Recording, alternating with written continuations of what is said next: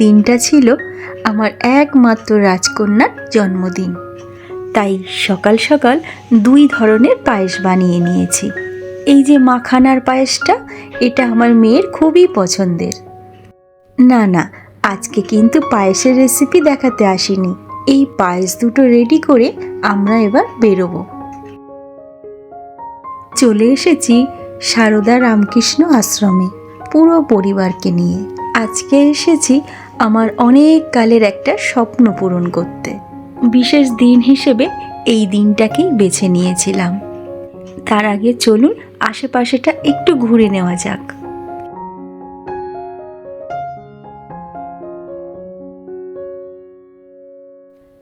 চলে এলাম মন্দিরে। এত সুন্দর শান্ত পরিবেশ যে কি বলবো।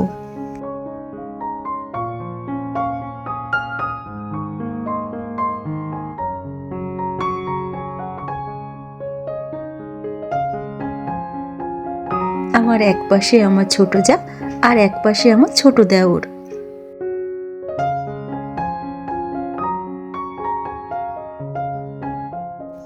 তারপর কিছুক্ষণ ছাদে ঘোরাফেরা করলাম।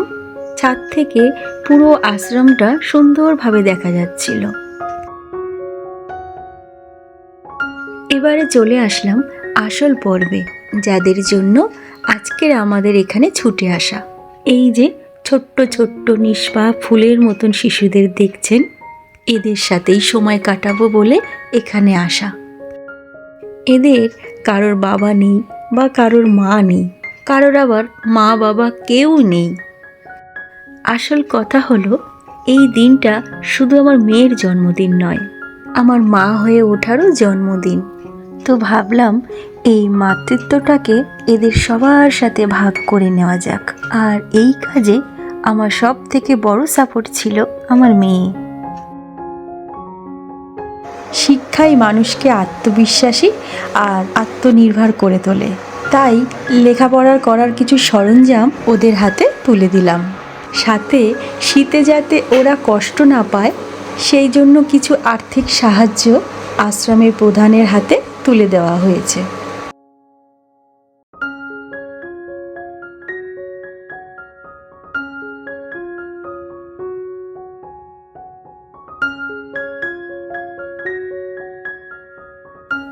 ওইদিকে মেয়ের বাবা একটু কাজে আটকে পড়েছিলেন, তাই একটু লেট করেই এসেছিলেন। এদিকে দুপুরের খাবার সময়ও গড়িয়ে এসেছে। প্রত্যেক বছরই তো এই দিনে আত্মীয় স্বজনদের নেমন্তন্ন করে খাওয়ানো হয়, তো ভাবলাম আজকের দিনটা এদেরকে খাওয়ানো যাক। ইচ্ছে ছিল আমি নিজের হাতে রান্না করে খাওয়াবো, কিন্তু সেটা আর সম্ভব হয়ে উঠল না। তাই রাঁধুনি দিয়ে রান্না করে নিজের হাতেই পরিবেশন করে খাওয়ালাম। মেনুতে সবার প্রথমেই ছিল মন্দিরের প্রসাদ, তারপর সাদা ভাত, মাছের মাথা দিয়ে ডাল, ফুলকপির পকোড়া, বাঁধাকপির তরকারি, ছিল চিকেন, চাটনি, পাঁপড় আর মিষ্টি।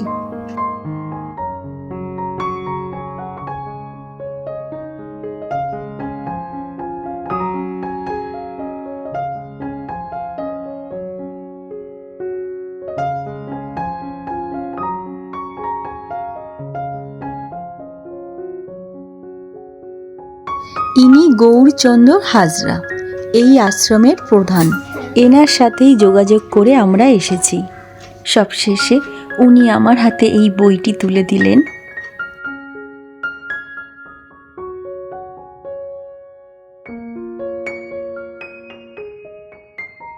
তারপর আমি আর আমার ছোট যা আরও কিছুক্ষণ এদিক ওদিক ঘুরে বাড়ি চলে আসলাম। বাড়ি এসেই ঝপঝপ করে রাতের খাবারগুলো বানিয়ে নিলাম। রাতের মেনুতে ছিল ফ্রাইড রাইস,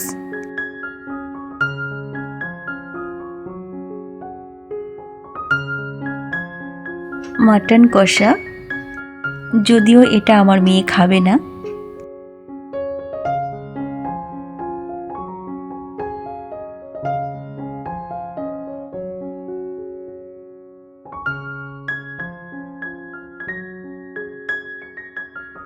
আর ছিল যারা মটন খাবে না তাদের জন্য চিকেন কষা, এটাও মেয়ে খাবে না। আপনারা যারা রেগুলার আমাকে ফলো করেন তারা জানবেন আমার মেয়ে মাছ মাংস কিছুই খায় না, তাই ওর জন্য ছিল এই ডিম কষা।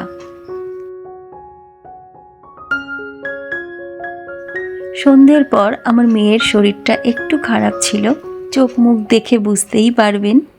আসলে ওর একটু মাইগ্রেনের সমস্যা আছে। ওর বাবা এখানে একটু ওকে হাসানোর চেষ্টা করছে। বাঙালি মত অনুযায়ী এখানে একটু আশীর্বাদ পর্ব সেরে নিচ্ছি।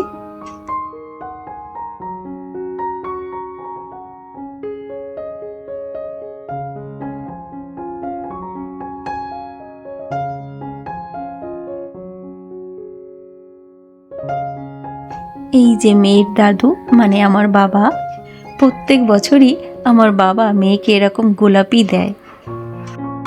এই যে কেক কাটার পর্ব শুরু হয়ে গেছে।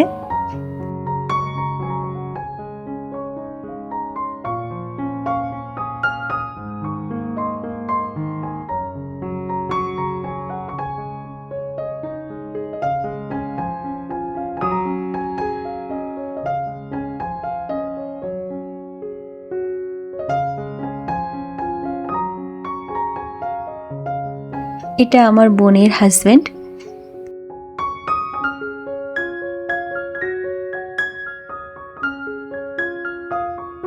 আমার মা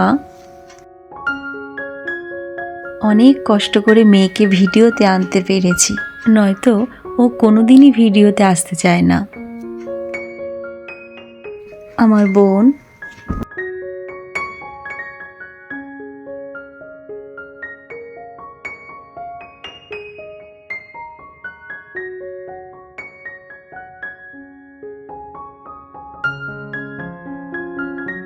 আমার ছোট যা, ওদিকে ছোট জায়ের মেয়ে। তো এই দুষ্টু মিষ্টি উদযাপন দিয়ে আজকে ভিডিওটি শেষ করলাম। সবাই ভালো থাকবেন, ধন্যবাদ।